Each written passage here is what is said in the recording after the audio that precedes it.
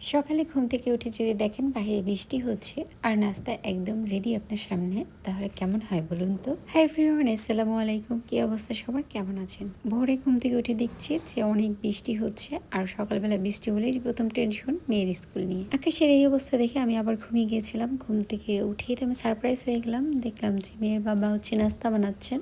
রুটি আমি রাতেই বানিয়ে রেখেছিলাম, তবে সে আমাদেরকে স্পেশাল করে নরম রুটি খাওয়াবে বলে আবার নতুন করে বানাচ্ছিল। তার চেষ্টা দেখে তো আমি পুরো মুগ্ধ হয়ে গেলাম। প্রথম দুটো রুটি তো ঠিকঠাকই ছিল, তবে 3 নাম্বারটার এইরকম মানচিত্র হয়ে গেছে, তাই না?